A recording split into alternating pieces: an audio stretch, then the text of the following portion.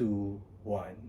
Madam Speaker, ladies and gentlemen, a lot of what the immediate previous speaker tells us actually sounds like he's arguing from our side, because there's this interesting case that we're somewhat arguing the same idea and logic as opposed to our opening, but they try to claim these benefits as better on their side simply because you do things like lowering the barrier of benefits or harms for people like the LGBTQ plus to be able to adopt. But we think right now it's so difficult for these individuals to adopt, not because of the narrative per se, but because of the definition of what it means to be a complete family. That is exactly why there's this narrative that, oh, if you're a gay couple, for instance, and you don't have a child, oh my God, that's particularly incomplete. And that's the bullshit that you actually get from conservative groups. And we think that the point in which you lower the barrier for people to adopt when you romanticize it, it's not necessarily that the legal things change, because I think that they're going to be symmetric. No team really mechhed out or talked about some policy about how we're going to somehow get changes in laws. And I think that for obvious reasons, they're probably not going to change despite there being a romanticization of it or not.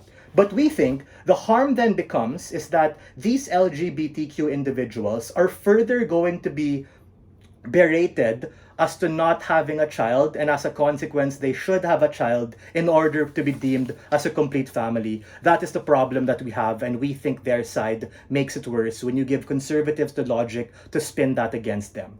The second thing is that they mentioned that people are gonna rally and shit, I hate this word, but lionize behind you and inspire you. Guys, regardless of there being a romanticized narrative or whatnot, if your friends are really your friends, your family are still gonna love you, they're gonna support your adoption regardless. Because if not, they're just a bigot, they're just a dick, right? Standing in between your happiness. I think those things can still happen on our side.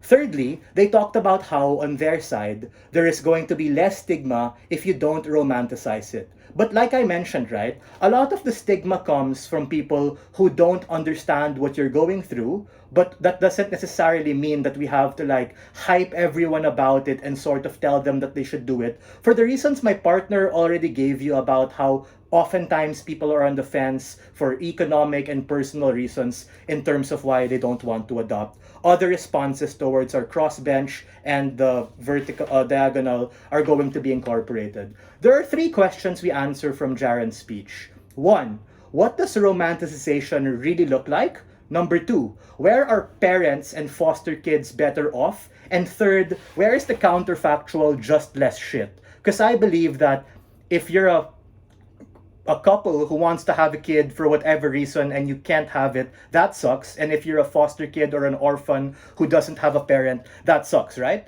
The first thing is, a lot of what we get from opening are context dependent on the parent being possibly malevolent, as opening Gov said, or as a super pragmatist risk taker or risk calculator, as opening opposition said, when they conceded that it's very difficult to be able to have a family because of the reasons that people in the round told you about.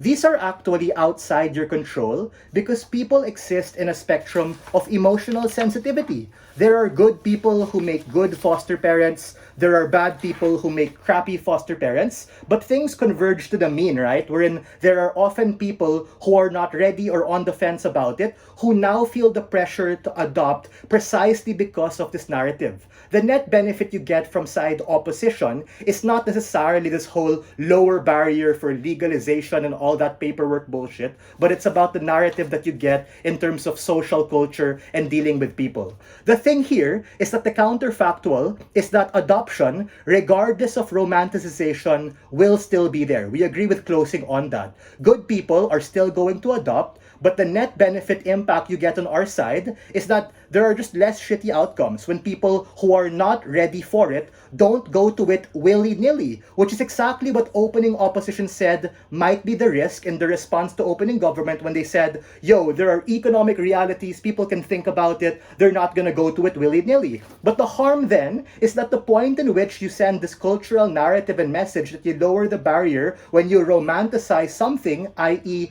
you frame and make it look like, oh, you're not a complete complete family if you don't have it, the impact you get from Jaron, which was not really responded to by our closing, is the point in which you become more likely to do it, and people who aren't particularly ready to be a parent are now coerced to be one, especially those among minorities that closing really wants to talk about. What was Jaron's contribution in the round? It was something that was upstream of opening's characterization, because regardless of there being good parents or shitty parents, people now have a lower barrier to be a foster parent. That in itself is problematic because those who are not ready or don't want to get into it now get pressured because of the very stigmas that the other side also talked about to be able to have. And the impact there, which you only get from my partner, is this redefinition of what it means to be a family, which really harms a lot of people.